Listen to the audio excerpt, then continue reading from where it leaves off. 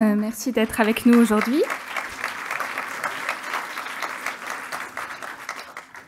Donc, on a la chance aujourd'hui d'avoir une table ronde très éclectique avec Cyril Dion, que vous connaissez tous. On a un chef d'entreprise, Pascal Vitantonio, pardon, une femme politique et essayiste, Lucille Schmitz, un philosophe, Pierre Charbonnier, et donc un consultant, Franck Amalric. C'est d'autant plus intéressant d'avoir cette table ronde très hétérogène qu'on va parler d'un sujet qui touche tout le monde et qui parfois oppose les uns aux autres. Il n'est pas toujours évident de créer un langage commun quand on parle de transition. Donc voilà, je passe la parole à Cyril Dion qui va nous faire déjà une petite présentation sur cette notion de bascule culturelle. Et puis après, on enchaînera pour essayer de s'interroger sur la meilleure manière de mener cette révolution culturelle.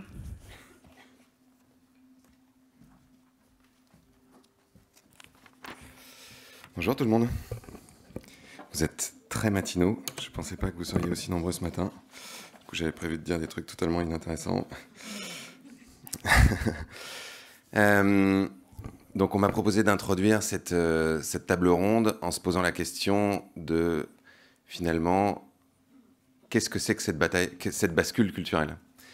Et il me semble intéressant de se poser cette question de deux façons différentes. La première, c'est de se demander de quelle bascule parlons-nous ? Vers quoi avons-nous besoin de basculer et à partir de quelle situation ? Et là encore, malgré la gravité de la situation, malgré les signes tangibles et de plus en plus tangibles du dérèglement climatique, et des signes moins tangibles mais tout aussi criants de l'effondrement de la biodiversité, on voit que ce constat sur le réel n'est pas totalement partagé.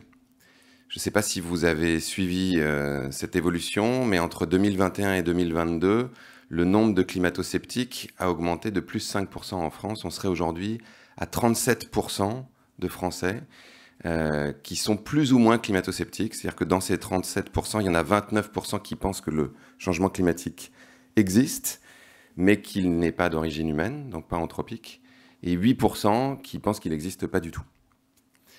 Pourtant, ce que les scientifiques nous annoncent depuis des décennies maintenant est en train d'advenir.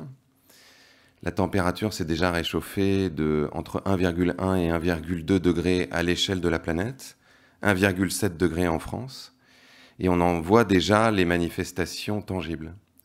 Si on continue sur cette trajectoire-là, à la fin du siècle, on devrait... Donc la trajectoire dans laquelle nous sommes aujourd'hui, c'est une trajectoire dans laquelle un certain nombre d'États ont pris des engagements. Donc même si tous ces engagements sont tenus, d'ici à la fin du siècle, on serait à un réchauffement d'environ 2,7 degrés. À 2,7 degrés, c'est 2 milliards de personnes sur cette planète qui sont soumises à des chaleurs potentiellement mortelles.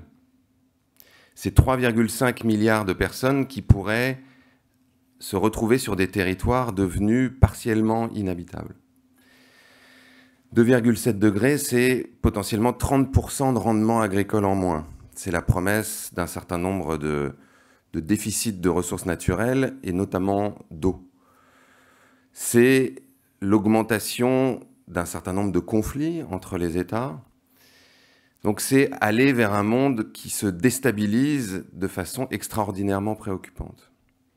Parallèlement à cette situation-là, comme vous le savez, on a perdu de l'ordre de 70% des populations de mammifères vertébrés depuis les années 70, 30% des oiseaux depuis une quinzaine d'années, 75% des insectes volants depuis 30 ans en Europe. Donc on est dans une situation où les scientifiques craignent que nous parvenions, d'ici quelques décennies, peut-être à la fin du siècle, peut-être au siècle prochain, à ce qu'ils appellent la 6e extinction de masse. Une extinction de masse, c'est quand il y a 75% du vivant qui disparaît brutalement sur la planète. Inutile de dire que si 75% du vivant disparaissait, il y a de très fortes chances que nous fassions partie de la charrette, ou au moins que nous nous retrouvions dans une situation où vivre sur cette planète devient beaucoup, beaucoup plus hostile et beaucoup moins agréable. On pourrait considérer que ces deux grandes problématiques, ce qu'on pourrait appeler le péril écologique, est un problème technique. Et il y a de plus en plus de gens qui se découvrent écologistes qui aborde les choses par cet angle-là, en se disant, bon, bah, voilà, le climat se réchauffe parce qu'on envoie trop de gaz à effet de serre dans l'atmosphère, donc, d'une certaine manière, il faut simplement décarboner notre société et tout ira bien, et on pourra continuer à avoir de la croissance, mais de la croissance verte, de la croissance durable, etc. Il y a un danger assez éminent à penser de cette façon-là, qui est que on pourrait totalement décarboner la société en continuant à détruire les écosystèmes allègrement et en croyant résoudre un problème, en créer un autre tout aussi important. Pour discuter avec des scientifiques un peu partout dans le monde, les biologistes qui étudient de près la disparition des espèces me disaient nous, c'est ça qui nous empêche de dormir. Alors que la question du changement climatique est incroyablement grave, mais celle-ci est peut-être encore plus préoccupante. Alors, sans faire de hiérarchie des urgences, il est indispensable aujourd'hui d'essayer d'aborder la question dans son ensemble et de ne pas, encore une fois, mettre un pansement à un endroit tout en laissant le problème prospérer à un autre. Ce qui nous amène, d'une certaine manière, à cette question de la culture. C'est-à-dire que ces deux problèmes, enfin, ces deux situations face à la biodiversité et au climat, raconte pour moi quelque chose qui est éminemment culturel, raconte que nous sommes au bout d'un modèle qui a été porté par une culture, une vision du monde, une représentation du monde, qui a considéré que ce qu'on pourrait appeler la nature, et ce qui est intéressant, c'est que souvent on définit la culture comme tout ce qui n'est pas la nature, que la nature, le monde vivant, est un champ de ressources que nous pouvons exploiter autant que nous voulons pour faire marcher la croissance économique, pour créer de la richesse que nous allons ensuite pouvoir nous répartir, et que cette richesse est d'une certaine manière l'indicateur ultime de la bonne santé de notre société. Il semble que ce modèle et que cette vision du monde soit arrivée à son terme et qu'elle se heurte aujourd'hui à des limites géophysiques, biologiques de nos écosystèmes, qui ont été définies par un certain nombre de scientifiques, et il y a notamment une grille de lecture qui est relativement connue et de plus en plus populaire, qui a été proposée par le Stockholm Resilience Center et Johan Rockström, qui s'appelle les limites planétaires, donc les 9 limites que l'humanité ne devrait pas dépasser si on veut faire en sorte que cette planète reste habitable. Il me semble, et nous allons pouvoir discuter de cette assertion, que le péril écologique est la manifestation du fait que nous sommes en train de dépasser ces limites planétaires et donc que cette représentation du monde, d'une certaine manière, est intenable, devient intenable. La question serait donc, quelle nouvelle représentation du monde le serait ? Et donc je lance une proposition, mais ce qui me semble particulièrement bien définir ce basculement entre la culture actuelle et la culture vers laquelle nous pourrions aller, c'est de passer de cette phrase de Descartes qui dit que l'être humain devrait être comme maître et possesseur de la nature, à cette phrase de Baptiste Morisot qui dit « nous sommes des vivants parmi les vivants ».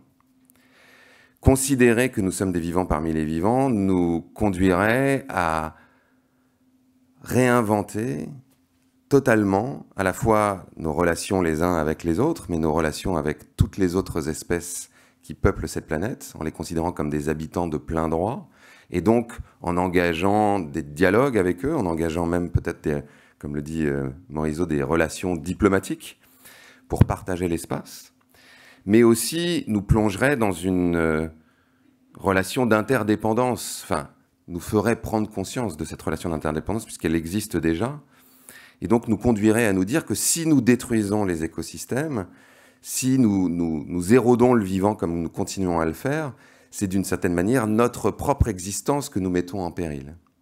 C'est grâce au monde vivant que nous pouvons respirer, que nous pouvons boire, que nous pouvons manger.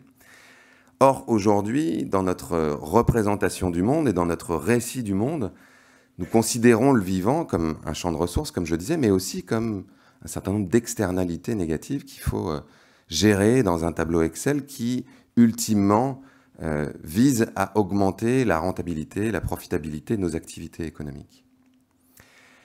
Ça, cette bascule de l'un à l'autre, c'est d'une certaine façon une transformation du récit collectif que nous avons sur le monde. Et c'est une question qui m'intéresse particulièrement, cette notion des récits, puisqu'il me semble que ce sont autour de grands récits que l'humanité s'organise et que nos structures politiques, économiques, sociales se développent. La romancière Nancy Houston dit « Raconter des histoires, pour les êtres humains, c'est notre façon d'être au monde ». D'une certaine manière, on regarde tous le réel à travers une petite fenêtre. C'est un peu le mythe de la caverne de Platon, c'est-à-dire qu'on absorbe et on perçoit des éléments disparates et partiels du réel, et nous passons notre existence à essayer de les agréger en leur donnant du sens, en y intégrant des trajectoires de sens. Et ça, c'est le propre d'un récit, c'est le propre d'une fiction.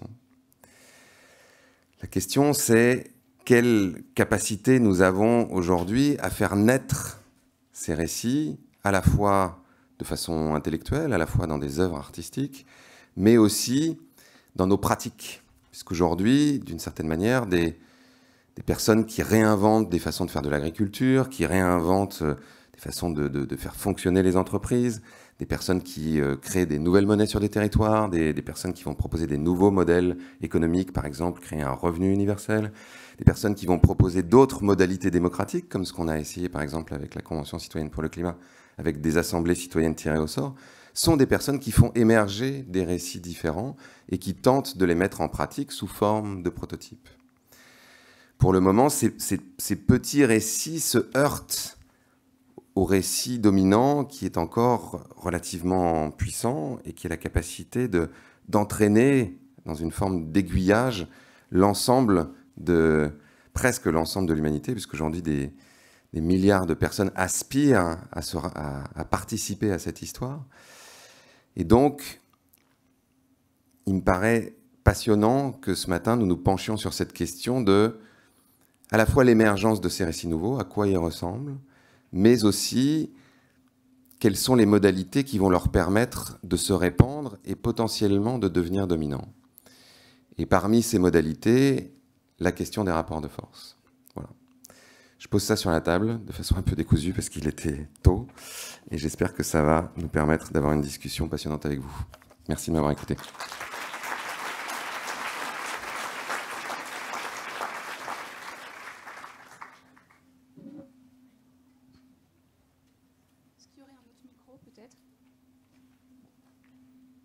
Il manque un micro, peut-être, non? Bon, on va se débrouiller. Merci Cyril pour cette présentation qui invite à la réflexion. Selon vous, créer une culture commune, c'est arriver à se mettre d'accord sur une interprétation du réel. En faisant ça, donc, on crée des récits et des imaginaires communs qui permettent de penser la société différemment et de transformer la représentation que les gens peuvent avoir d'un sujet, en l'occurrence que ce soit l'écologie ou le développement durable, selon la terminologie qu'on préfère. Et aujourd'hui, on voit bien qu'on bute sur cette question des imaginaires, peut-être parce qu'on a du mal à définir ce à quoi on voudrait aboutir.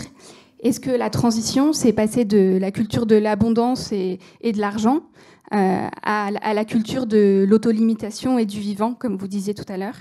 Ou est-ce que c'est faire le pari de la technique et de la technologie? On ne sera sans doute pas là pour répondre de façon définitive à cette question, mais en tout cas, on est là pour en discuter. Pierre Charbonnier, vous êtes philosophe, chargé de recherche au CNRS et professeur à Sciences Po, et vous avez travaillé sur le mythe de l'abondance au fondement de nos sociétés. Alors déjà, qu'est-ce que ça vous inspire, vous, cette idée que la bascule de la société, elle serait culturelle? Est-ce que le principal frein à la transition aujourd'hui, c'est un déficit culturel finalement?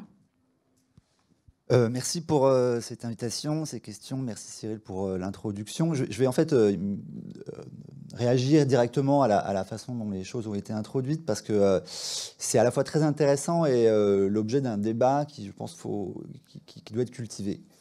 En fait, ce que Cyril vient de nous expliquer, c'est la matrice intellectuelle de l'écologie politique classique telle qu'elle a été mise en place disons dans les années 60, 70, il y a à peu près un demi-siècle ou 3/4 de siècle, c'est-à-dire l'idée qu'il y a effectivement des représentations collectives qui sont nées au moment de l'idéal moderne.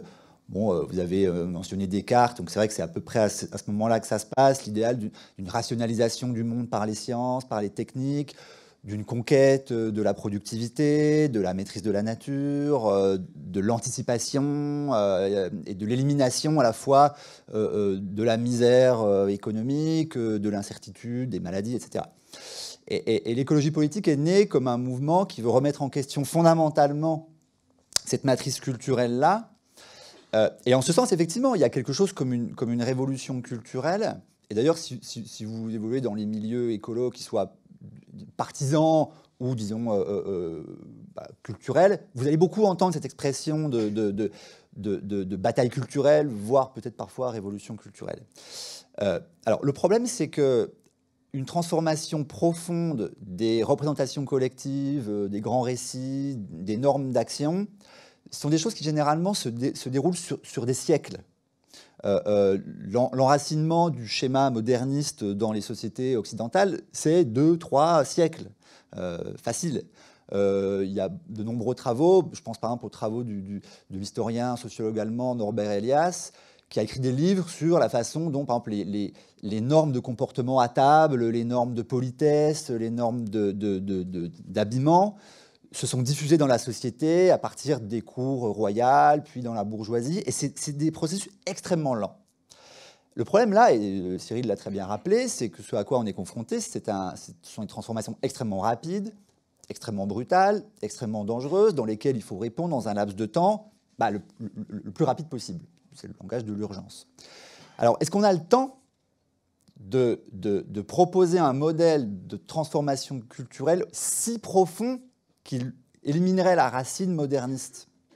Il y a une autre stratégie. Et d'ailleurs, en fait, c'est ce que vous avez indiqué implicitement dans l'amorce tout de suite.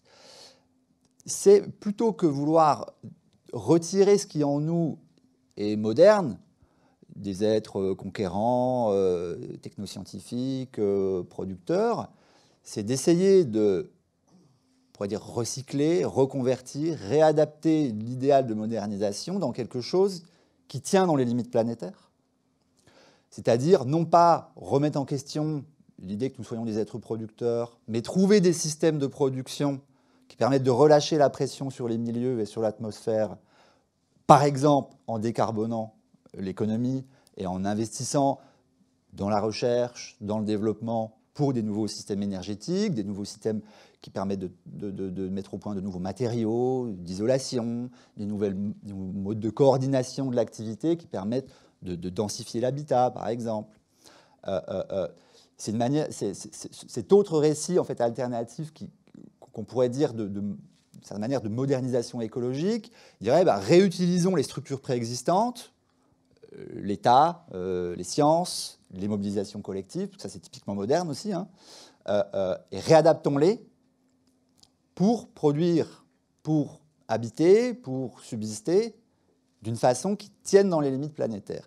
Je pense que c'est une manière de voir les choses qui est probablement moins idéaliste, on pourrait dire moins coûteuse en temps, en effort, et qui entretient plus de similitudes avec le legs historique de la modernité, des conflits sociaux. On peut le comprendre, on peut même aller jusqu'à dire que la décarbonation intégrale des modes de production et le fait de relâcher la pression sur le milieu, ce n'est pas en porte-à-faux par rapport à l'histoire de la modernité, mais c'est son actualisation pleine et entière. C'est-à-dire dire, par exemple, brûler des choses, et notamment brûler du pétrole et du gaz pour se chauffer, c'est un truc du passé, c'est un truc primitif, en fait. C'est un truc qu'on faisait quand on ne savait pas collecter des énergies renouvelables. Donc, en fait, aller plus loin dans le rêve de stabilisation de l'existence collective, de justice, d'égalité, de rationalisation de l'expérience collective, c'est ça, en fait. On peut dire que c'est ça, l'écologie politique. Et en ce sens, c'est tout autant une bascule culturelle, mais une bascule culturelle qui, à mon sens, peut apparaître comme étant plus accessible, plus faisable, et surtout parce que c'était le grand défaut de l'écologie politique traditionnelle, qui entre moins en contradiction avec les aspirations collectives à la justice, à l'égalité, à la reconnaissance par le travail, d'une certaine manière par le confort d'une certaine manière par la consommation aussi. Et donc, en ce sens, je pense que c'est un modèle alternatif. Et on est en ce moment dans une période où la matrice de l'écologie politique classique, telle que Cyril vous l'avez présentée, est cette matrice alternative, je ne sais pas du coup comment on pourrait l'appeler. Il y a un très grand débat qui est en cours entre ces modèles-là, dans les organisations militantes, dans les partis politiques, dans les think tanks aussi. Moi, je pense qu'on devrait avoir ce débat de manière plus fréquente, plus approfondie, parce que sinon, je crains que définir des idéaux de transformation qui sont à ce point radicaux puisse engendrer une sorte de forme de découragement ou, disons, d'un appel un petit peu trop incantatoire à mes yeux. Et c'est aussi quelque chose contre quoi je voudrais prévenir. Pierre, qu'est-ce qui est radical? Alors, en fait, c'est une très très grande question. Aujourd'hui, il y a eu cette vision. Ouais, il y a eu ces derniers temps un débat dans la presse intellectuelle et militante anglo-saxonne entre ce qu'on peut appeler le gradualisme d'un côté et la radicalité de l'autre. Le gradualisme dit on ne peut pas présenter au public des mesures de transformation qui soient trop exigeantes, parce que si elles le sont trop, on n'arrive pas à créer un groupe d'intérêt qui est motivé pour faire la transition, et même on peut susciter du backlash, quoi. Type mouvement Gilets jaunes. Donc il faut être gradualiste et n'adopter des transformations que si elles sont consensuelles. Et puis en face, les radicaux disent non, en fait, on ne peut pas faire comme ça parce que c'est trop lent. Et au contraire, l'urgence climatique et sur la biodiversité rend impératif des transformations, quitte à ce qu'elles puissent ne pas être consensuelles. C'était pas ça ma question, je suis complètement d'accord. C'est juste pour qu'on crée une conversation déjà. Mais qu'est-ce qui était radical dans ce que je disais, qui était plutôt une sorte de façon de reconsidérer le monde? Et pour prendre un autre exemple qui est peut-être pas bon, mais est-ce que, par exemple, aller vers la Déclaration universelle des droits de l'homme, est-ce que c'était un acte radical qui reconsidérait les structures de la société? Et est-ce qu'aujourd'hui, dire peut-être que reconnaître notre interdépendance avec le vivant, dans un sorte de schéma de valeurs et d'organisation du monde, est-ce plus radical? Et est-ce vraiment quelque chose qui entraverait tout ce que tu dis? Alors, un point très simple. Tout à l'heure, dans ce que tu dis, ça m'a frappé. Il faut faire attention à ne pas complètement autonomiser la question climatique, parce qu'il y a aussi la question de l'effondrement de la biodiversité. C'est tout aussi, voire plus important. Alors, j'ai une certaine méfiance à l'égard de cet argument, parce que, par exemple, c'est l'argument qu'on utilise, typiquement chez les écolos, pour dire ouvrir des mines de lithium en France, non, parce que ça utilise beaucoup d'eau, il y a des pollutions locales, il y a des risques. La généralisation même des énergies renouvelables, notamment éoliennes, ça occupe de l'espace, ça peut avoir des incidences négatives sur certaines espèces d'oiseaux, etc., ou poissons, si on est sur du offshore. Moi, je pense que l'effort de décarbonation est essentiellement convergent avec l'effort de relâchement de la pression sur le vivant. C'est-à-dire que quand on bascule notre système énergétique vers du renouvelable, ça engendre des déplacements de pression écologique, typiquement de l'extraction charbon, gaz, pétrole, vers extraction lithium, cobalt, graphite, donc les autres ressources. Mais néanmoins, ce transfert de pression, c'est pas un jeu à somme nulle du tout. La quantité de matériaux nécessaires pour produire la même quantité d'énergie en renouvelable est infiniment moindre. Donc, l'impératif absolu de la décarbonation n'est pas contradictoire avec l'impératif de relâchement de la pression sur le vivant. À mes yeux, c'est absolument essentiel de ne pas relativiser la lutte contre le changement climatique au nom de la lutte contre l'érosion de la biodiversité. C'est fondamentalement convergent. Il faut accepter certains dilemmes. Moi, par exemple, je suis favorable à l'ouverture de mines de lithium en France. Bon, en France, il n'y en a pas énormément, mais en Europe, disons. Je suis tout à fait conscient des risques. Je suis aussi conscient des opportunités, notamment en termes d'emploi. Et je pense qu'il faut accepter de trancher ces dilemmes et de ne pas utiliser des arguments trop idéalistes qui auraient pour effet non désiré, bien sûr, je le sais, de décourager la marche à la neutralité carbone. Donc, vous voyez, ça, par exemple, c'est un point de controverse tout à fait concret, tout à fait empirique, tout à fait pratique. Sur la question de la radicalité, mais dans cette écologie politique, on voit naître cette idée justement des imaginaires. Ça c'est quand même assez nouveau. Et Lucille Schmitt, donc vous êtes présidente de la Fabrique écologique, vous avez créé il y a 6 ans un prix de roman de l'écologie. Donc, a priori, j'imagine que vous êtes assez favorable à cette idée qu'il faut arriver à créer un récit commun. Est-ce qu'aujourd'hui, déjà, on peut se dire qu'on a une production culturelle qui est à la hauteur? Qui sont les dépositaires de ce récit commun? Et qu'est-ce qui ferait quels sont les outils, les instruments qui permettraient de susciter une forme d'adhésion, en fait, à un récit commun?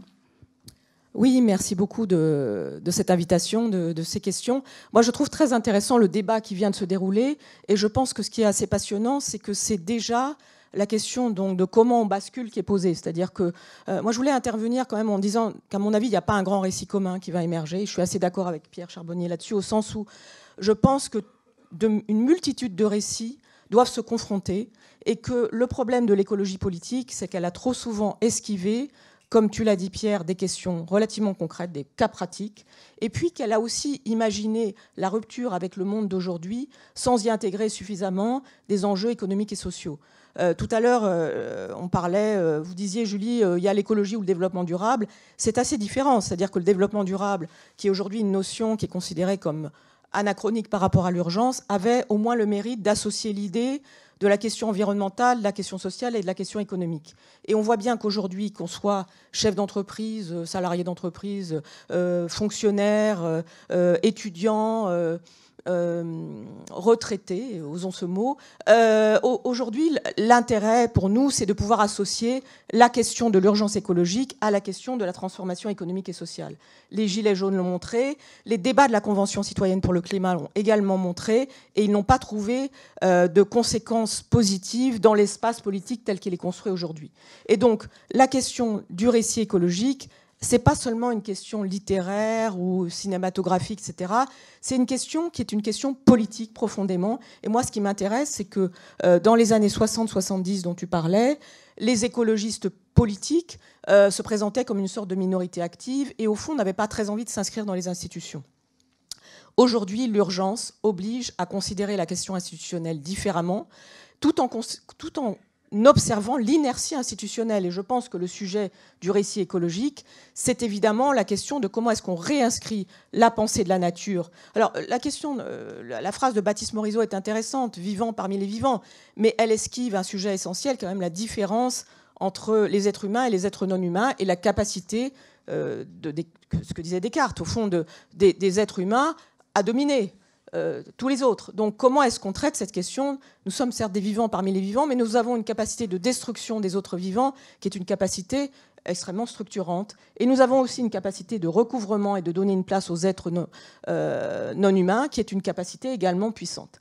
Alors, lorsqu'on a créé, pour répondre très rapidement à la question de Jules Labrosse, lorsqu'on a créé il y a 6 ans ce prix du roman d'écologie, ce qui était très intéressant, c'est qu'on s'est heurté au scepticisme, y compris peut-être des écologistes traditionnels dont parlait Pierre Charbonnier, qui était de dire, mais au fond, ça n'existe pas un roman d'écologie en France parce qu'on est le pays de Descartes, et parce qu'au fond, ça existe par exemple aux États-Unis ou au Canada face à une nature wild, mais l'écologie en France, non, on n'arrivera pas à la penser, on n'arrivera pas à faire un récit. Et en tâtonnant, depuis 6 ans, nous avons fait émerger au fond une littérature qui n'était pas qualifiée d'écologique et qui est apparue très intéressante parce qu'elle analysait les différentes facettes du devenir écologique et pas seulement la question de la biodiversité d'un côté ou la question climatique de l'autre. Dans le romanesque, ce qui est passionnant, c'est qu'on est obligé de lier les différents éléments entre eux pour faire exister des personnages, des caractères qui, au fond, représentent nos ambivalences, parce que nous ne sommes pas des êtres seulement moraux. Nous avons très envie d'être 100% verts, mais nous ne le sommes jamais, nous ne le serons jamais. Donc ce qui est intéressant par rapport à la question du gradualisme que posait Pierre Charbonnier, c'est que le gradualisme dans le romanesque, ça fait partie de la façon dont un roman est réussi. Vous devez opposer des personnages, vous devez montrer des histoires qui sont contradictoires, qui parfois se terminent bien, mais souvent se terminent mal, et donc vous devez comment dirais-je, invoquer le moment de l'urgence tout en montrant que le moment d'urgence ne supprime pas la complexité et les contradictions. Et au fond, c'est ça le principal sujet politique de l'écologie.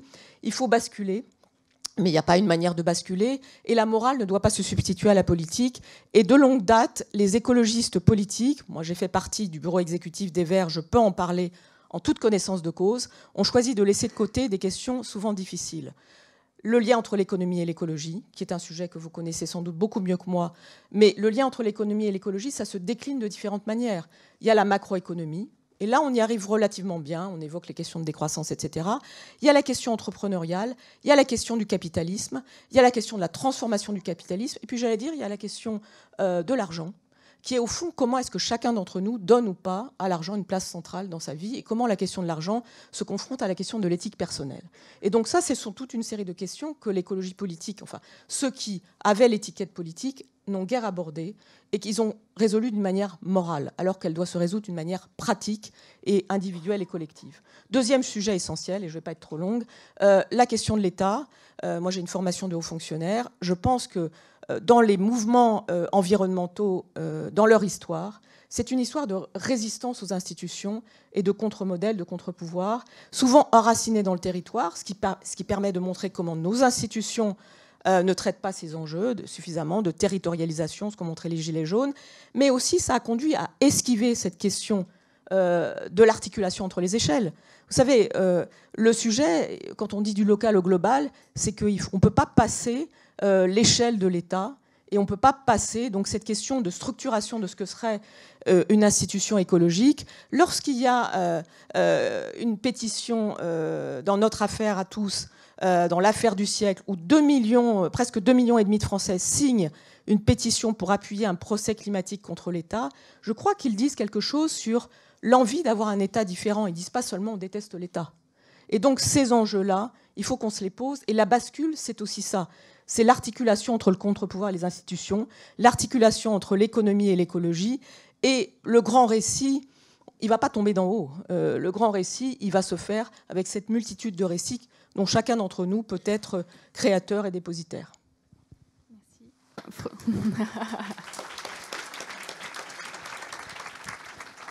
Alors, Franck Amalric, je suis sûre que vous allez vouloir réagir. Pour préparer cet échange, vous m'avez dit que vous assistez en fait à une bataille culturelle entre la culture scientifique d'un côté et la culture économique de l'autre. Et donc avec l'enjeu de savoir comment est-ce que finalement on arrivait à réduire l'influence de la culture économique aujourd'hui. Bonjour à tous. Étant économiste de formation, ça va être difficile de répondre exactement à cette question-là.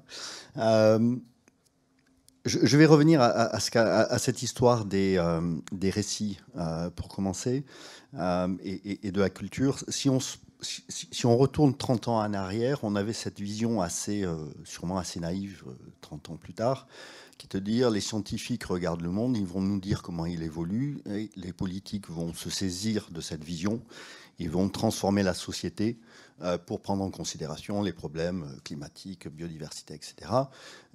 Tout ça s'est posé, pour rappel, dans le rapport Brundtland de 1987. Et ce que ce rapport-là dit, c'est qu'il faut un grand mouvement d'éducation pour faire cette transformation culturelle. Le rapport, il fait en gros 300 pages. Il y a 3 pages sur la transformation culturelle qui est nécessaire afin de faire toute cette grande transformation. Donc cette idée que on pourrait avoir une vision quelque peu objective de la réalité de notre environnement qui ensuite orienterait les politiques publiques, qui était la vision donc, de Brundtland, mais qui a perduré jusqu'à maintenant. Cette vision, clairement, du passage de l'un à l'autre, ça ne marche pas. Et ça ne marche pas parce que cette vision du monde qu'on construit est quelque chose d'éminemment politique, évidemment. Puisque la question, ce n'est pas tellement l'état du monde, mais c'est de tirer de la vision de l'état du monde qu'on a des conséquences sur la manière d'organiser nos sociétés. On ne peut pas penser l'un sans l'autre.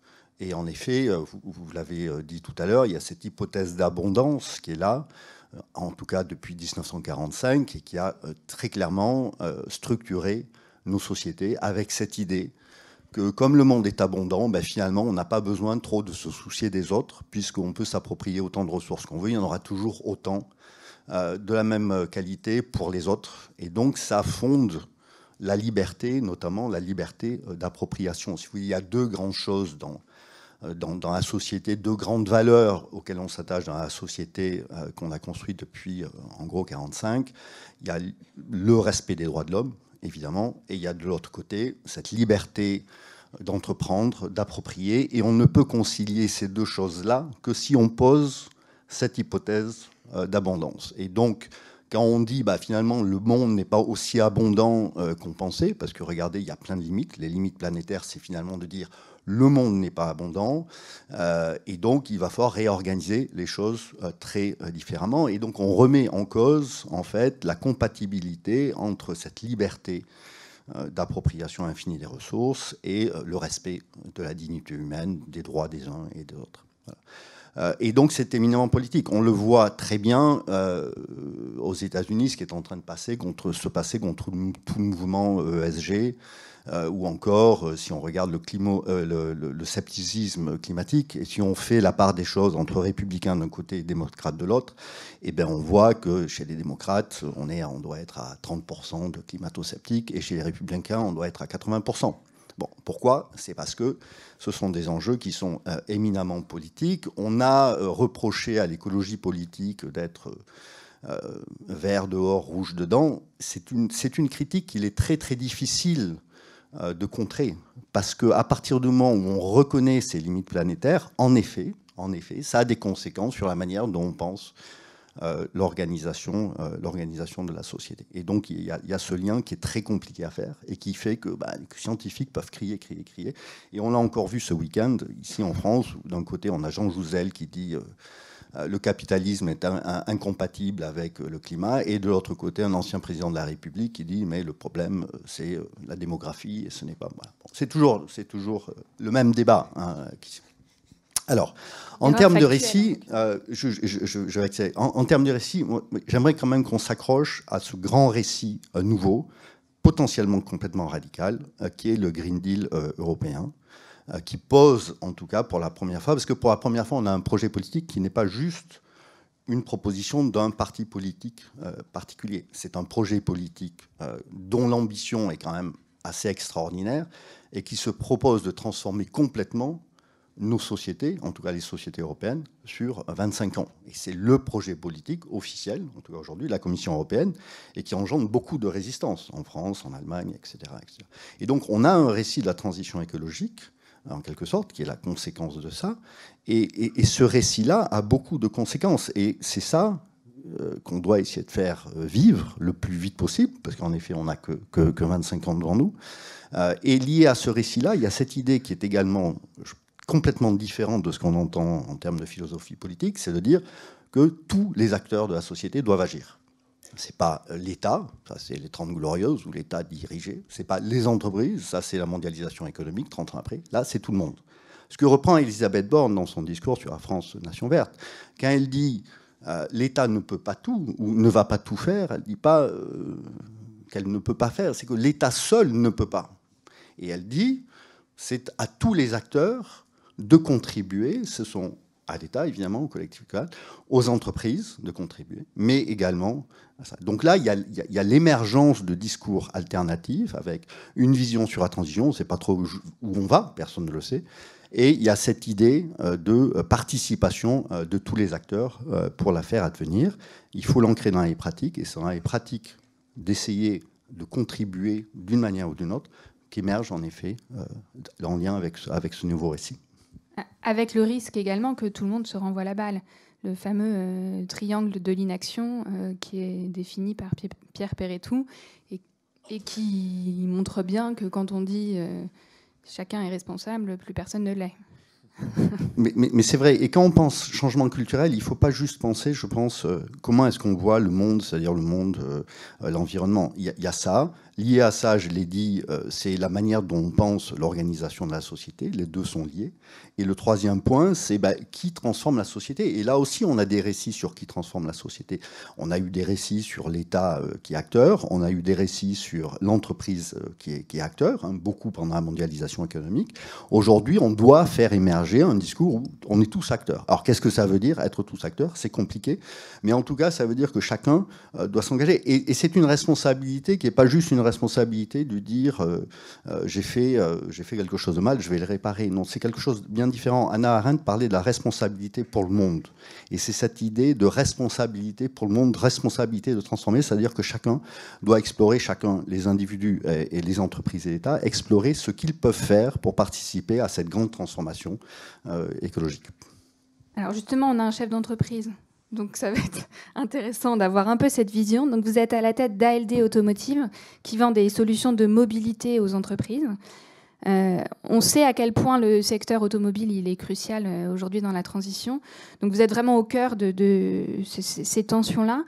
Est-ce que vous diriez qu'aujourd'hui, le principal frein d'adoption de solutions de mobilité, il est culturel ? Est-ce qu'il n'est pas une question, alors on parle beaucoup de la question des prix, de la question de la simplicité des usages. Est-ce qu'aujourd'hui, le frein qui reste, celui qu'il faut faire sauter, c'est un frein culturel ? Oui et non, en fait. C'est-à-dire que peut-être qu'il y a encore un certain nombre d'obstacles culturels et de changements de mindset, puisque c'est ce dont on a commencé à parler, qui restent à vaincre. Mais je dirais surtout que c'est la culture et c'est les individus qui ont permis en fait que cette bascule elle soit à l'œuvre aujourd'hui et cette accélération en fait elle soit à l'œuvre aujourd'hui, parce que c'est concrètement ce qui se passe en fait dans les entreprises aujourd'hui. Alors moi j'ai ce rôle un petit peu ingrat, mais quand même un petit peu fondamental, je pense, qui est d'aider à atterrir tous ces débats, toutes ces réflexions qui sont passionnants, mais sur vraiment le terrain de ce qui se passe aujourd'hui en fait dans la société et en particulier dans les entreprises. Et les entreprises, c'est pas uniquement des unités économiques, c'est des communautés d'individus, de citoyens qui réagissent à toutes les injonctions en fait de la société et celles dont on vient de parler. Et moi, je peux vraiment témoigner. Donc, ce récit-là que j'apporte aujourd'hui, c'est un récit qui est très fragmentaire en fait, sur un sujet bien particulier, qui est la transformation de la mobilité en fait, dans les entreprises. Alors c'est un récit partiel, mais il ne faut quand même pas en négliger l'importance. Je rappellerai juste en fait, que le secteur des transports, d'une manière générale, c'est à peu près 30% des émissions de gaz à effet de serre. Et dans ces 30%, il y en a une grosse moitié en fait, qui est liée à l'utilisation de la voiture individuelle. Et l'utilisation de la voiture individuelle, alors même si c'est un petit peu plus difficile à mesurer, mais je pense qu'on peut tous le comprendre, c'est que la mobilité en entreprise, d'une manière générale, la mobilité professionnelle, c'est-à-dire tout ce qui est le trajet domicile-travail, les trajets en fait, des collaborateurs des entreprises ou des professionnels en fait, dans l'exercice de leurs fonctions, ça a un effet d'entraînement en fait, qui est extrêmement important en fait, dans les habitudes de mobilité de toute la société. Et nous, c'est ces sujets-là en fait, qu'on travaille chez ALD Automotive LeasePlan depuis déjà plusieurs années. Et on a constaté vraiment une réelle accélération en fait, de tous ces changements depuis, je dirais, s'il fallait donner une date, depuis le début de l'année dernière, le début de l'année 2002. Il y a une vraie accélération, il y a des vrais changements de mindset qu'on voit en particulier sur deux enjeux qui sont très spécifiques. Le premier, c'est l'électrification des flottes de véhicules automobiles, donc la bascule en fait, de véhicules thermiques vers des véhicules électriques. Il y a un vrai phénomène d'accélération, un vrai phénomène d'appropriation en fait, par les entreprises de tous ces enjeux-là. Et puis aussi, un certain effet de substitution de la voiture par d'autres mobilités. Alors on appelle ça une nouvelle mobilité, mais en fait ce n'est pas des nouvelles mobilités, c'est des nouveaux usages en fait, de mobilité qu'on connaît tous, mais dans le cadre en fait, de l'entreprise. C'est du vélo, c'est des voitures qui ne sont plus individuelles en fait, pour les collaborateurs, mais qui qui peuvent être partagés. C'est le retour des transports publics et des solutions un petit peu multimodales, très flexibles, qui permettent de coller en fait aux besoins de mobilité des collaborateurs. Et tous ces phénomènes-là, ils sont à l'œuvre aujourd'hui et les entreprises se posent énormément de questions sur la reformulation, je dirais presque les bouleversements en fait, de leur politique de mobilité. Et ce qu'on voit en fait, c'est que la raison pour laquelle en fait, cette accélération elle est à l'œuvre, alors certes, effectivement, il y a l'impact des politiques publiques qui ont utilisé l'outil réglementaire, l'outil fiscal en fait, pour inciter les entreprises, les individus à transitionner en fait, vers ces nouvelles mobilités, mais pas que. C'est-à-dire qu'aujourd'hui, beaucoup d'entreprises en fait, réagissent tout simplement à la pression, aux incitations de leurs collaborateurs qui sont en demande en fait, de solutions beaucoup plus responsables, de solutions qui répondent en fait, à leurs besoins, à leurs aspirations, et sont en fait insérés dans un tissu économique où leurs clients, leurs fournisseurs les challengent, les questionnent, leur demandent aussi en fait, d'avancer et quelles sont leurs solutions en la matière. Les pouvoirs publics aussi ont toujours un rôle très, très important dans l'affaire. Et donc on est face à cet effet un petit peu boule de neige où tous les acteurs en fait, de la société se posent des questions pour lesquelles en fait, il y avait des réponses un petit peu évidentes, un petit peu automatiques, qui avaient été apportées depuis plusieurs années, depuis plusieurs décennies. La voiture de fonction, et puis le remboursement du titre de transport pour les collaborateurs qui n'étaient pas éligibles à la voiture de fonction. Ça roulait bien, on ne se posait pas énormément de questions par rapport à ces mécanismes. Et tout d'un coup, en fait, les collaborateurs viennent dire « mais non, mais moi, ça ne m'intéresse plus, ces choses-là. C'est pas ce que je demande, c'est pas mon besoin, c'est pas ça qui va me faire m'engager en fait, pour mon entreprise. » Et donc, d'un seul coup, les dirigeants, les DRH, les responsables RSE des entreprises se reposent en fait un certain nombre de questions. Et ils ont besoin d'être accompagnés en fait dans cette réflexion parce que un sujet qui était simple est devenu très très complexe en fait. Il y a des nouveaux choix à faire qui ont des impacts en fait sur l'attractivité en fait de votre entreprise pour ses collaborateurs, qui ont des impacts financiers qui sont extrêmement forts. Et face à ces nouveaux choix, les entreprises elles sont un petit peu démunies. Elles ont perdu leurs repères, elles ont perdu leurs points de référence. Il y a plein de nouveaux modèles de voitures qui sortent et on ne sait plus trop sur quels critères les choisir. Il y a des problématiques très très spécifiques qui n'existaient pas, qui sont la recharge. Comment finalement je bouleverse le modèle opérationnel de mon entreprise pour faire en sorte que le véhicule soit rechargé en fait autant que nécessaire et puisse conserver l'autonomie qui permet en fait d'assurer la fonction à laquelle il est destiné. Et donc toutes ces questions-là en fait, si on ne donne pas en fait, des éléments d'aide à la décision, des solutions spécifiques, si on n'écoute pas finalement les attentes, les nouvelles attentes en fait, qui naissent de ces besoins, on a effectivement le risque de l'immobilisme, en fait, de ne pas bouger. Et nous, ce qu'on essaye vraiment de faire, c'est de se mettre dans l'action. C'est de tester, c'est d'accompagner, c'est d'apprendre de nos erreurs éventuellement, parce qu'on n'a pas la prétention d'avoir répondu à toutes les questions, d'avoir apporté des solutions à tous les problèmes, mais d'avancer. Et si possible d'accélérer le plus possible. On pourra toujours après se poser la question est-ce que cette bascule elle est intervenue peut-être un peu trop tard, peut-être elle va pas assez vite, mais en tout cas moi ce qui me paraît nécessaire c'est d'être dans l'action. Je revenais un petit peu sur la question de la radicalité. Finalement, pour moi, la radicalité, ce n'est pas forcément de se poser la question si les objectifs qu'on vise ou l'horizon qu'on vise sont plus ou moins radicaux. La vraie radicalité, ce serait de penser que ces changements peuvent se décider simplement en édictant des règles ou en mettant des contraintes sans accompagner et sans permettre en fait aux acteurs économiques, aux individus qui sont les collaborateurs, de les appréhender, de les tester, de faire eux-mêmes en fait leurs propres erreurs pour refaire le choix.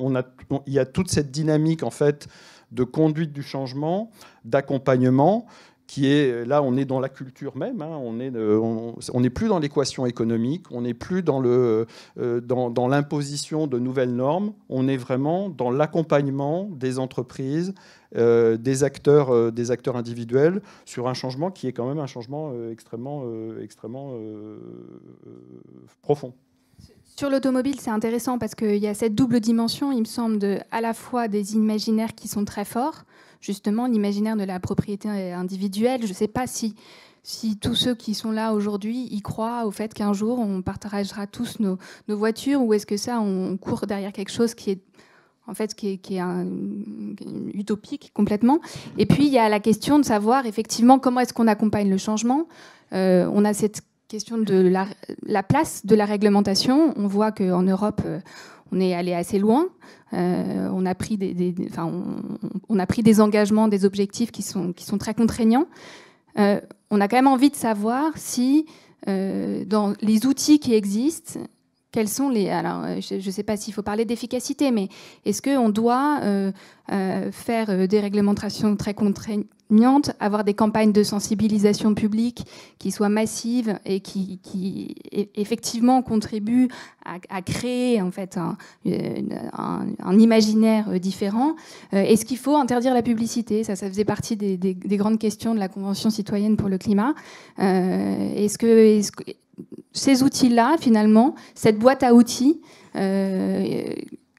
comment est-ce qu'il faut la penser et la mettre en œuvre? Alors, je sens que Lucille Schmitt serait...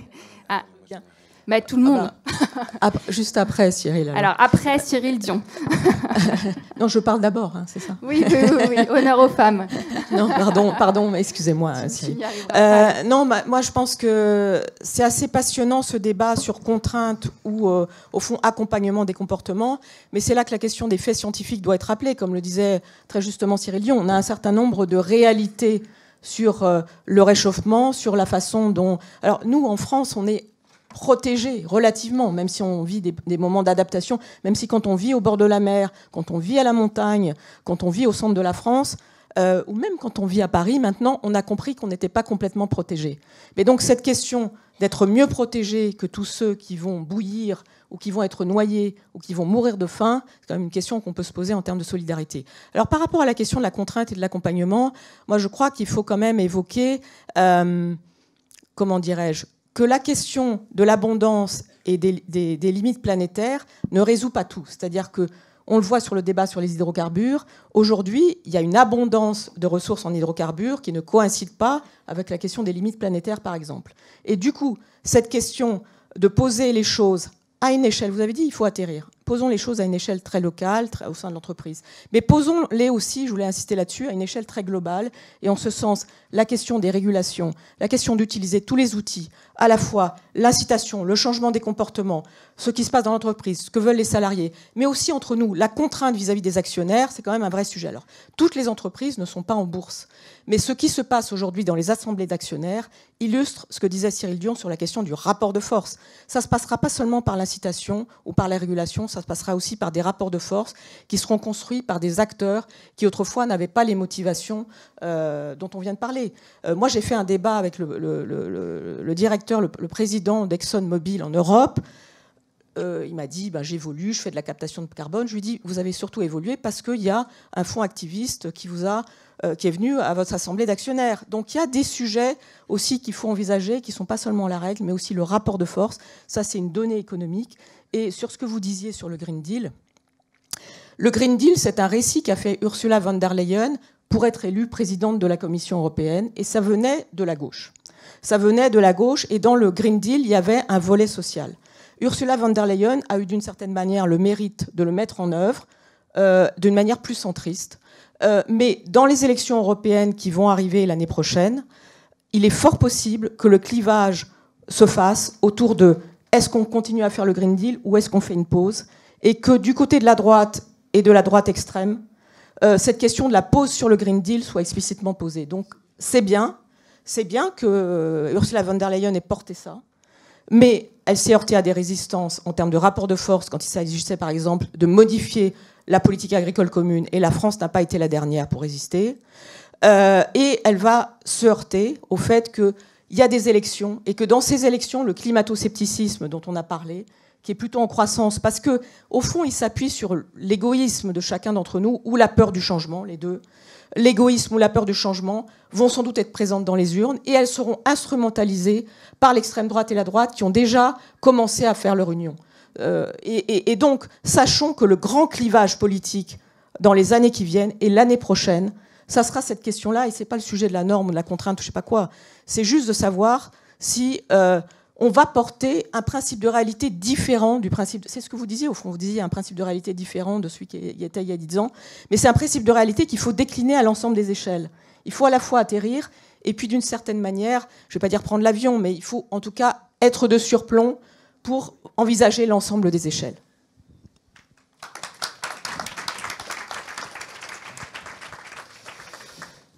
Il y aurait 1 milliard de trucs auxquels j'aurais envie de réagir, mais je sens que ça va être impossible. C'est passionnant parce que la semaine dernière, j'ai eu un débat un peu sur les mêmes sujets, même si c'était abordé d'une façon différente, en prison, dans la maison d'arrêt de Nancy, avec une 40aine de détenus, hommes et femmes. Et ce qui ressortait de cette conversation, qui ressort aussi de notre conversation de façon très différente, parce qu'évidemment c'est beaucoup plus érudit, et on a des grands mots et des grands concepts ici, mais c'est qu'en fait, on ne sait pas par quel bout prendre ce bordel. C'est vrai, hein ? C'est exactement ce qui se passait en prison, où le sujet passionne tout le monde. Et donc là, c'était « Ouais, mais enfin quand même, Elisabeth Borne, elle prend des jets, ils nous prennent vraiment pour des cons. Ouais, mais enfin, tu vois, le plastique, ouais, mais trucs. » Donc là, c'est « Oui, mais la régulation, la contrainte, oui, mais les écolos, historiques, politiques, c'est la morale, alors que nous sommes des pragmatiques. » Une espèce de fragmentation permanente qui demande quand même un tout petit peu, je pense, de réconciliation et de hauteur. Pourquoi est-ce que je trouve que cette notion de récit est intéressante, même si, évidemment, il n'y aura pas un grand récit. On ne cherche pas à refaire une religion ou une dictature. Mais à quoi ça sert, les récits ? C'est ce que j'essayais de dire tout à l'heure. Les récits, c'est une façon pour nous de partager notre subjectivité avec les autres. De partager notre perception du réel, qui est forcément subjective, avec les autres. Et potentiellement, les récits, ça c'est ce que dit beaucoup Harari, notamment dans Sapiens, c'est ce qui nous permet, quand ils sont partagés, d'engager la coopération entre un nombre... La théorie même d'Harari, qui peut être remise en question, hein, mais c'est que c'est une des grandes spécificités de l'humanité, c'est d'être capable justement de partager notre subjectivité les uns avec les autres, donc de construire des récits qui peuvent engager la coopération de milliers, voire de millions de personnes. Et que c'est cette capacité à coopérer qui a permis aux êtres humains de prendre le dessus sur un certain nombre d'autres espèces et de faire des choses assez incroyables. C'est vrai. Pour le coup, on est capable de faire des choses assez incroyables. La question maintenant, c'est quoi notre boussole ? C'est quoi la direction qu'on se donne pour faire ces choses incroyables ? Et c'est à ça que sert d'une certaine manière la construction d'un récit nouveau. C'est-à-dire que c'est trouver d'une certaine manière un terrain d'entente dans cette perception subjective du réel, pour pouvoir engager justement une sorte d'aiguillage. Maintenant, comment est-ce que ça va émerger ?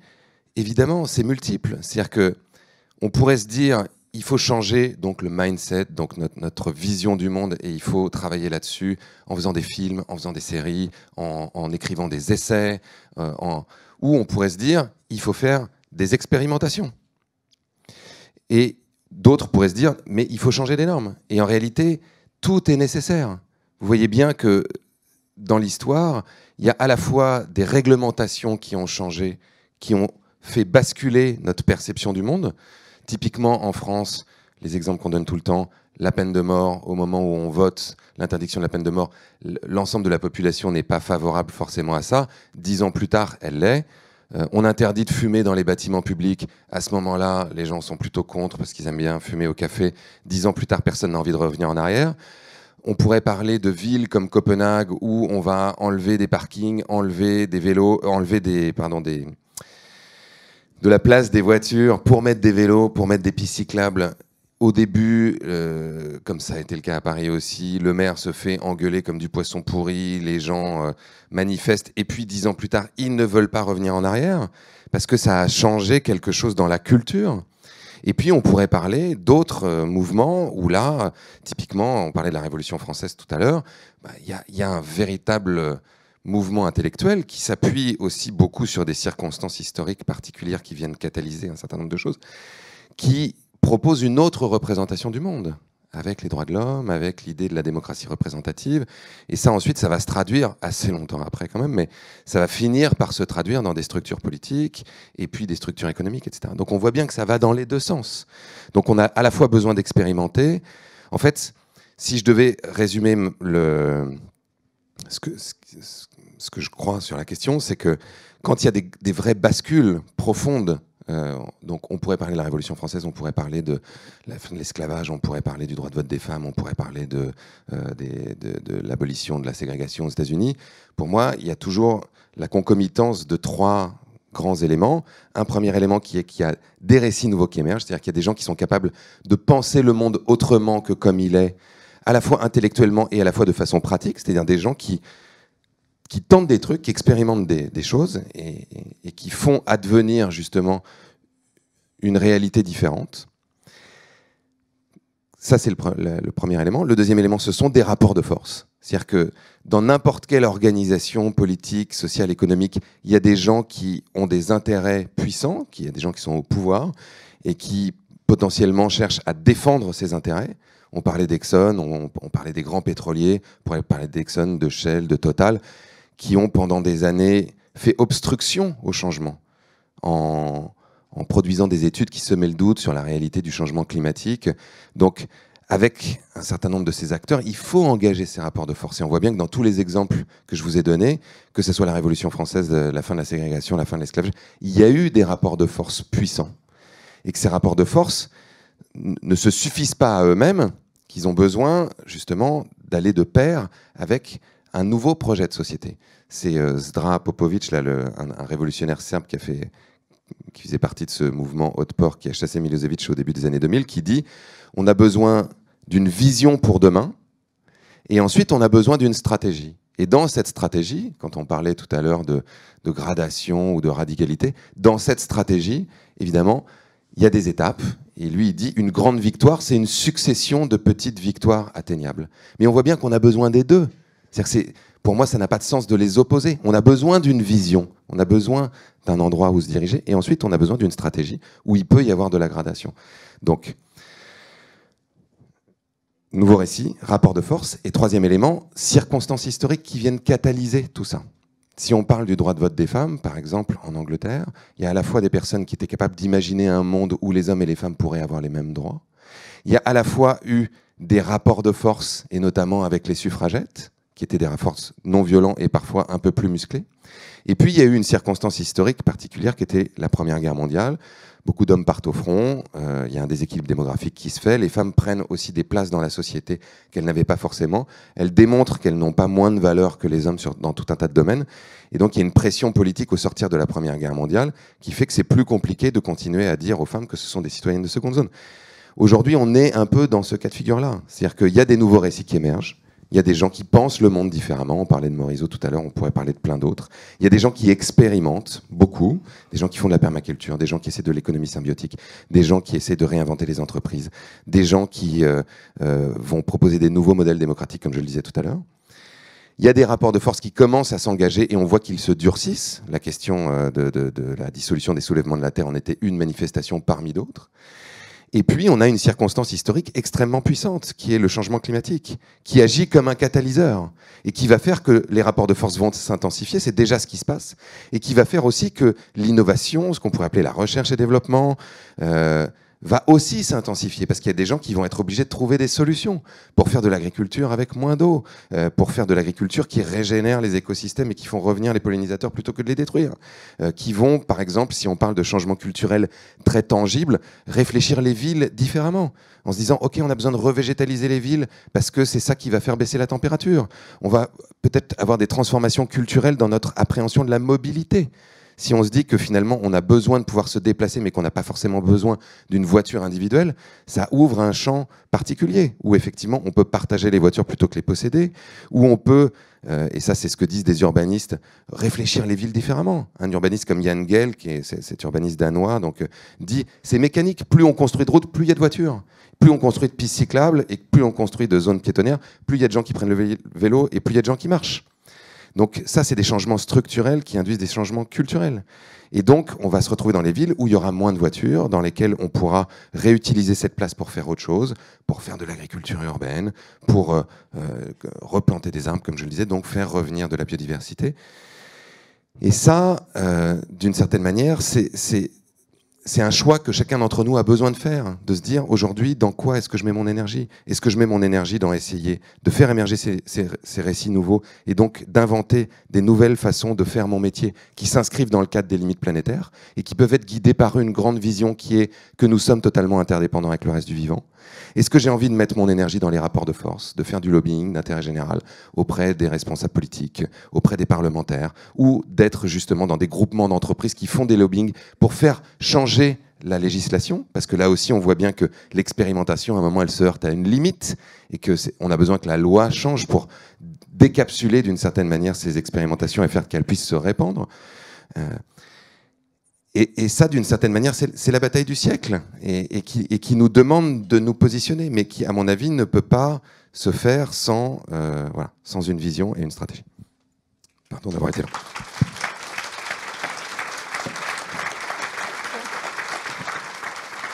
Il y a Pierre Charbonnier je me permettrais juste de compléter très rapidement une vision, une stratégie et des outils pour mettre en œuvre la stratégie. Parce que je pense que la stratégie, c'est pas simplement faire quelques pas et que les initiés, les happy few fassent les quelques pas qu'il faut. Il faut embarquer tout le monde. Et il faut faire en sorte que tout le monde avance et ne revienne pas en arrière. Et donc, quand vous moi, je suis sur les outils. Vous parlez de quoi comme type d'outils ? Ça peut être effectivement, enfin, quand on parle finalement, alors c'est un peu la troisième, je dis qu'on essaie d'intervenir à trois niveaux. C'est des outils d'aide à la décision pour éclairer finalement les décideurs dans cette complexité. C'est des solutions nouvelles, tout simplement, qui répondent à des enjeux qui n'existaient pas il y a quelques années, qui sont apparus et qui réclament en fait des solutions. Typiquement, la recharge d'un véhicule électrique, ça s'invente pas. C'est soit au domicile, c'est soit sur le lieu de travail, c'est en itinérance. Il faut l'organiser. Et puis, effectivement, c'est l'accompagnement en fait des collaborateurs pour faire en sorte que ces transformations elles soient soutenables, elles soient comprises et elles soient compatibles en fait avec l'exercice de leur mission en fait. Et c'est là-dedans en fait que je mets surtout la question de l'outil, c'est-à-dire que dans ces accompagnements, eh bien oui, parfois il y a des sceptiques, il y a des gens qui sont résistants. Et là, c'est pas mauvais effectivement de remettre les choses en perspective. Donc on fait beaucoup de formations, beaucoup de prise de conscience finalement de ce qu'il y a derrière les enjeux de la mobilité, du fait que effectivement, si la politique d'une entreprise change, il y a des raisons pour ça. Donc il y a cette prise de conscience effectivement qui vise essentiellement les sceptiques ou les résistants. Et puis il y a les outils d'accompagnement du quotidien qui sont de la formation et qui sont permettre en fait l'expérimentation, c'est-à-dire permettre aux gens de s'engager sur des voies sans qu'on ait complètement la certitude que ce soit la bonne solution, mais simplement pour voir ce que ça donne, pour être capable d'apprendre, pour être capable d'organiser des boucles en fait de rétrofit et d'amélioration. Donc vraiment ces outils-là, en fait, pour moi, ils sont essentiels parce que c'est eux qui permettent effectivement à la stratégie d'avancer et surtout d'être mise en œuvre à grande échelle avec des phénomènes de masse, parce que c'est bien de ça dont on parle aujourd'hui. C'est de la massification de choses qui existent déjà par ailleurs, mais qui ont besoin d'être consolidées, d'être plus répandues et d'être acceptées finalement plus facilement par l'ensemble de la population. Pierre Charbonnier voulait s'exprimer aussi. Oui, je voulais réagir sur quelques-uns des points qui ont été apportés au débat. Bon, d'abord sur disons, la dimension culturelle de la bascule.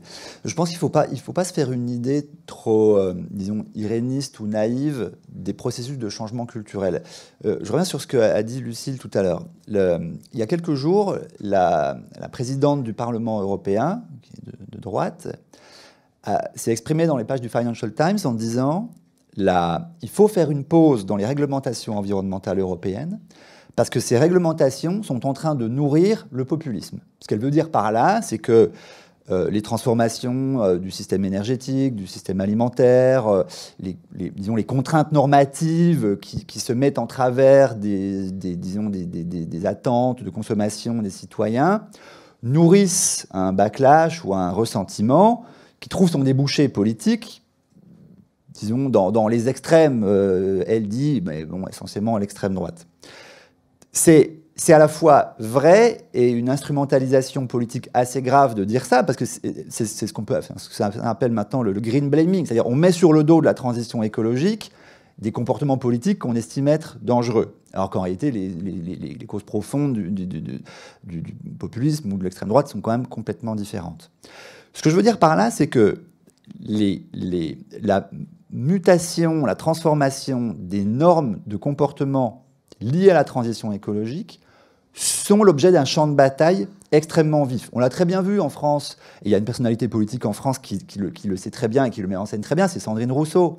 On pourrait dire aussi, de l'autre côté, le secrétaire national du Parti communiste, Fabien Roussel, c'est la défense du barbecue d'un côté, la promotion de systèmes de comportement dits déconstruits de l'autre.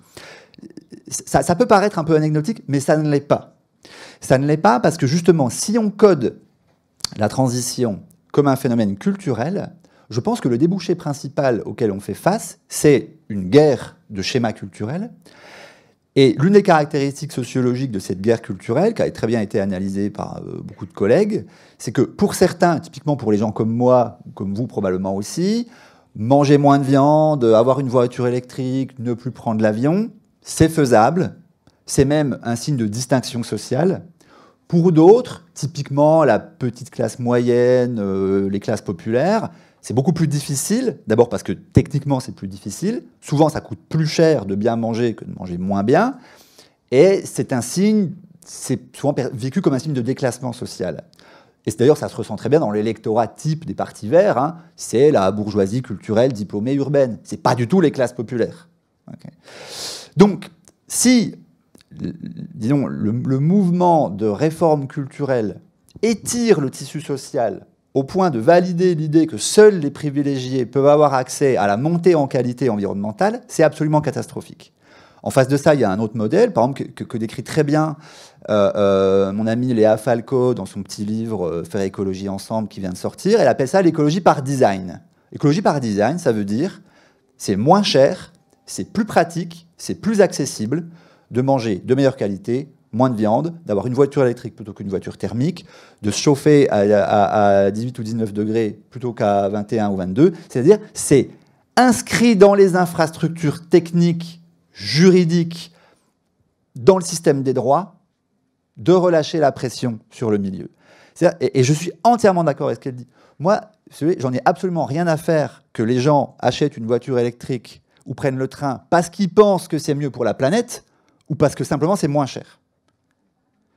J'en ai absolument rien à faire que les gens adoptent un comportement, disons, écologique parce qu'ils y voient une valeur, l'expression d'une vertu, etc., ou simplement parce que c'est dicté, on peut dire, par des schémas pratiques définis par le droit, définis par l'économie. Donc ça, c'est un premier point. Hein. La culture, c'est un champ de bataille. Le problème étant que c'est plus cher. Voilà, la culture, c'est un champ de bataille, il faut le savoir, et ce n'est pas absolument nécessaire de s'engager dans ce genre de choses. L'autre point, pour réagir aussi à ce que disait Lucille tout à l'heure, la bascule est aussi politique.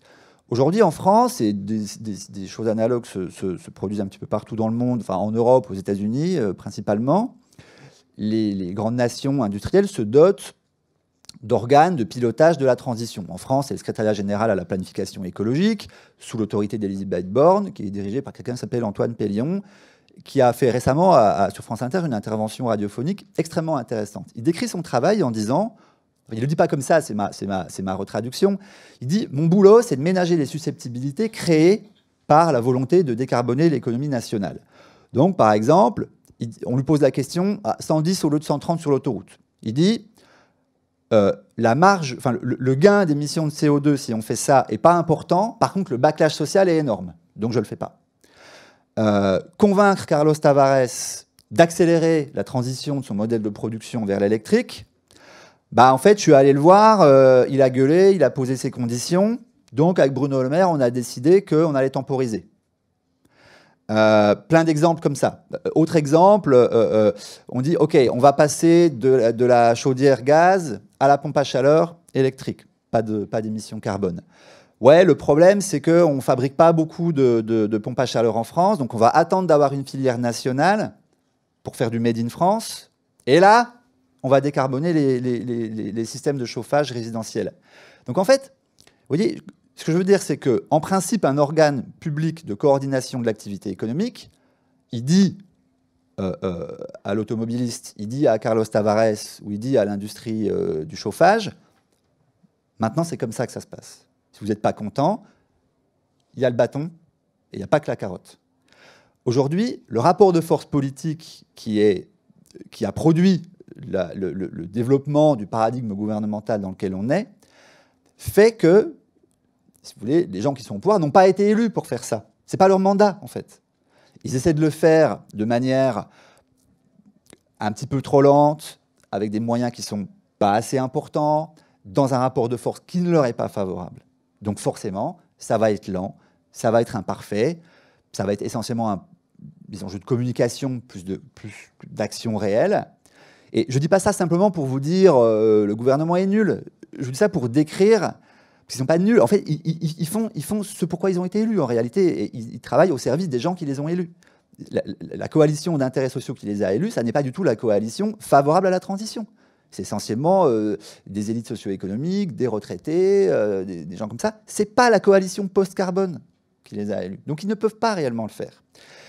Donc, quand on dit la bascule est politique, c'est ça que ça veut dire. Si des organes de coordination de l'économie, donc derrière de l'emploi et de la grande architecture normative qui permet de naviguer là-dedans, doit émerger, alors ça doit émerger comme une instance qui va anticiper les risques, protéger les citoyens contre ces risques, coordonner l'activité économique, redistribuer les bénéfices et les risques, faire en sorte que les plus fragiles soient bénéficiaires en termes d'emploi notamment, de couverture sociale, etc., et que les plus favorisés portent les coûts, et de stimuler l'investissement dans la recherche, etc.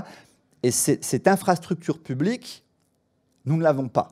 Nous ne l'avons pas réellement, et c'est pour ça, à mon avis d'ailleurs, que la bascule est en train de se faire plus sur des débats culturels qui sont un terrain miné. Qui sont un terrain miné parce qu'on perd en réalité dans la guerre culturelle. Quand la présidente du Parlement européen dit ce que je vous ai relaté tout à l'heure, je pense qu'en fait, elle gagne des voix. Et elle gagne des voix en agitant la transition comme une menace. Donc, c'est pas qu'il ne faut pas aller sur ce terrain, parce qu'on y est de toute façon d'une manière ou d'une autre. Mais il faut rentrer dans un réel rapport de force qui est politique pour que les organes de coordination, de protection, d'anticipation, de redistribution soient réellement là. Pour l'instant, quand on écoute, que ce soit les représentants de Bercy, du SGPE, etc., force est de constater que ce rapport de force n'est pas favorable à une transition rapide et socialement juste.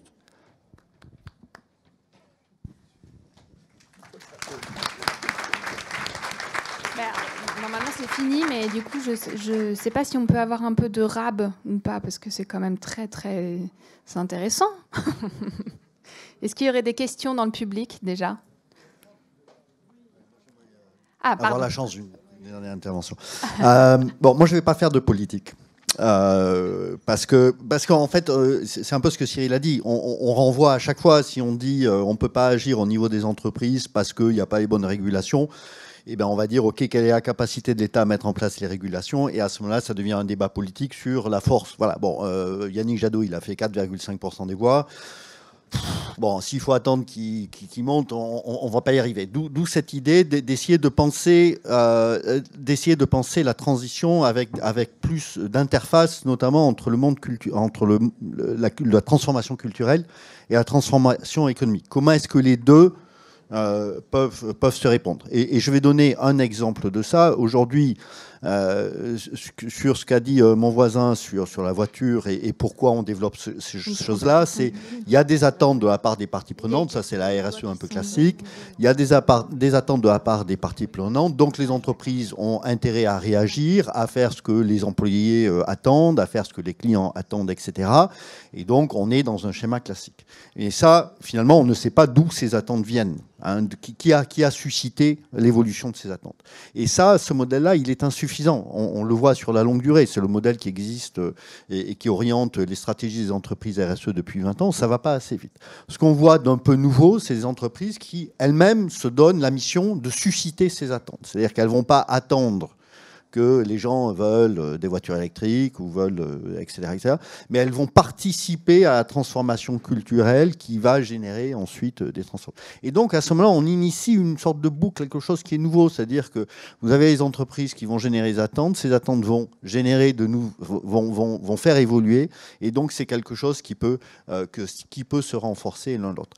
Et je vais être très court, sur les outils, la chose la plus innovante, je pense, que je vois, moi, au sein des entreprises qu'on peut accompagner aujourd'hui, c'est les entreprises qui se donnent des objectifs aujourd'hui multiples et qui doivent penser le pilotage de ça. Je m'explique. Jusqu'à maintenant, on regardait, en fait, des entreprises faisaient la RSE en se disant, OK, est-ce que ça va contribuer ou non à la création de valeur de mon entreprise? Et ça s'arrêtait à peu près là. Aujourd'hui, quand une entreprise se donne des objectifs de décarbonation sur, disons, 10 ans ou jusqu'en 1930, il n'y a aucune entreprise qui est capable de dire si ça va être bon ou pas bon de faire ça pour sa rentabilité. C'est juste impossible, parce que la plupart ne savent même pas comment elles vont faire ça. D'accord ? Et donc, ça devient des problématiques où, au lieu d'avoir un seul objectif, elles commencent à regarder, je ne veux pas dire que c'est une pratique généralisée, mais en tout cas, certaines entreprises se posent ça, et se disent, OK, comment est-ce que je vais pouvoir piloter ça? Finalement, ce qu'on cherche, c'est une culture de la modération. Pour être dans la modération, c'est pas... Pour être la modération, la meilleure façon, c'est d'avoir une multiplicité d'objectifs qui vont se compenser les uns les autres. D'accord ?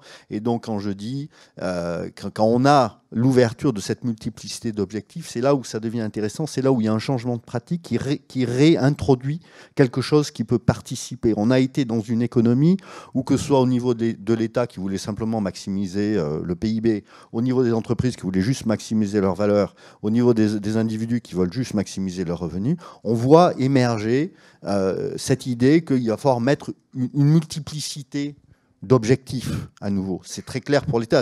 On ne va pas remplacer le PIB par quelque chose d'autre. Ce qu'on va faire, c'est redécouvrir que quand on pense l'organisation de la société, de l'économie, quand l'État fait ça, doit prendre en compte non seulement l'activité, le volume d'activité économique, mais aussi le bien-être. Ça, c'est Éloi Laurent qui dit ça. Le bien-être, mais également l'impact environnemental. On multiplie. Donc, on ne remplace pas un objectif par un objectif qui serait meilleur, mais on multiplie les objectifs. Et c'est en considérant cette multiplicité d'objectifs qu'on génère un peu de modération dans la poursuite. Si on poursuit qu'un seul objectif, on va toujours vouloir plus. Et on trouve les prémices de ça avec le mouvement des entreprises à mission, avec le fait de se fixer des objectifs de décarbonation sur le moyen terme et le long terme.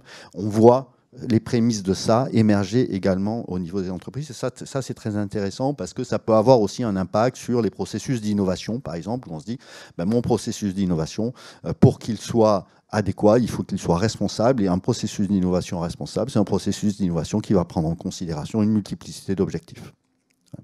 Merci. Merci. Alors, je suis désolée, on a un peu dépassé sur le temps, on a vraiment plus beaucoup de temps, peut-être s'il y a une ou deux questions dans le public, et j'ai vu là qu'il y avait... Alors, allez-y, monsieur, mais on va être hyper bref, parce qu'il faut qu'on lâche la salle dans moins de 5 minutes. Donc ça vous donne une idée.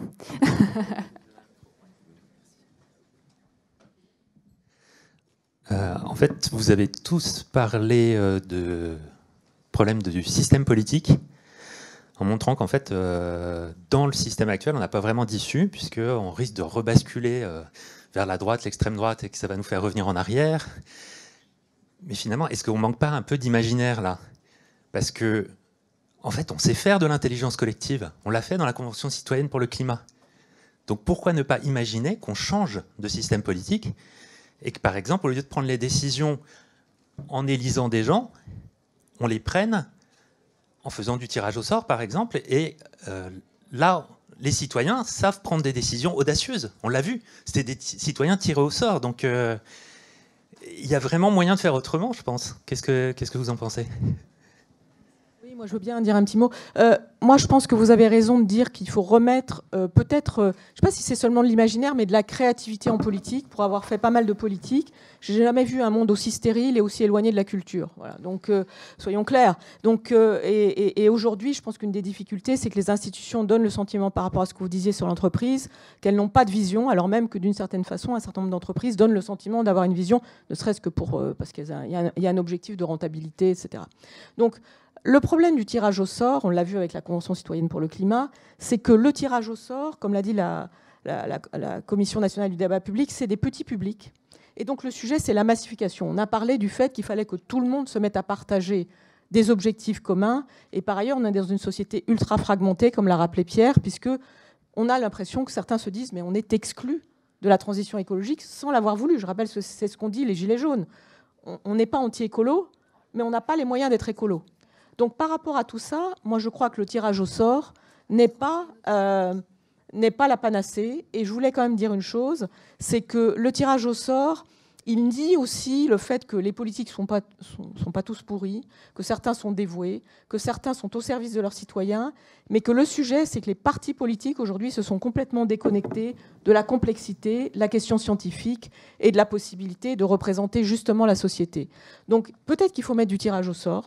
Peut-être qu'il faut aussi y mettre, parfois, j'ai vu que quand on était entrepreneur, la question politique suscitait l'idée de la distance, un peu plus de débat dans les entreprises, et je ne sais pas si je vais dire de la politique, mais bon, enfin, je ne veux pas dire de la politique politicienne, en fait. Pour moi, l'écologie, elle est politique, mais elle n'est pas de politique politicienne, donc il y a peut-être ça aussi. Et puis, il y a sûrement un sujet, pour le coup, médiatique, qui est la façon dont, aujourd'hui, les médias peuvent alimenter une culture démocratique sur l'écologie. Mais moi, je ne suis pas pour généraliser le tirage au sort. Je pense que je suis pour mettre la pression sur ceux qui sont nos élus et les obliger, d'une certaine manière, à être plus écologistes et ne pas abandonner la question du rapport de force. Le problème, c'est l'activisme. Aujourd'hui, tout le monde devient lanceur d'alerte. Mais pourquoi est-ce qu'il n'y a pas, par exemple, aux élections européennes, une liste de... Il y a les Verts, mais au fond, personne ne pense qu'ils vont gagner les élections européennes. Pourquoi est-ce qu'il n'y a pas une liste qui donne le sentiment qu'elle pourrait être majoritaire en portant quelque chose de l'ordre de la social-écologie ? Ça, c'est une question qu'on peut se poser, et peut-être que c'est là-dessus qu'il faut mettre la pression sur ceux qui sont les acteurs politiques. Juste un petit complément. Oui, il y a la créativité. Il n'y a pas une seule façon de faire du tirage au sort. Si on dit le tirage au sort, c'est des petits publics, bah alors l'élection, c'est des publics encore plus petits. Parce que alors, le nombre de gens qu'on élit, c'est quand même pas grand monde. Et surtout dans une toute petite bulle de gens privilégiés. Donc, ce qui est intéressant avec le tirage au sort, c'est que c'est plus démocratique et moins aristocratique. Bref, vous lirez David Van Rijbroek. Mais ce qui est intéressant, c'est de se dire qu'on peut avoir des assemblées citoyennes tirées au sort qui font des propositions qui sont ensuite traitées par référendum à choix multiples ou préférendum, comme Macron a failli le dire. Et à ce moment-là, on engage un débat dans l'ensemble de la société et on permet à l'ensemble de la société française, à de multiples reprises, ça existe en Suisse, hein, c'est pas hyper loin, c'est juste de l'autre côté de la frontière, d'avoir des votations de 3 fois, 4 fois par an, et donc de mettre aussi chacun dans une forme de responsabilité, de se dire je participe aux décisions publiques. Et ça peut cohabiter avec de la démocratie représentative. C'est qu'on peut avoir des gens élus et on peut avoir des gens tirés au sort qui, à des moments, peuvent participer à prendre des décisions publiques. Ce qui me semble, en tout cas, c'est que la question démocratique est hyper centrale et que, dans le fond du fond, toute notre conversation montre la difficulté qu'on a à se mettre empiriquement autour de la table pour faire un constat commun de la situation, pour se mettre d'accord sur ce qui est en train de se produire et ensuite se mettre d'accord sur ce qu'on pourrait faire en fonction du constat qu'on a fait tous ensemble. Merci à tous. On file parce que...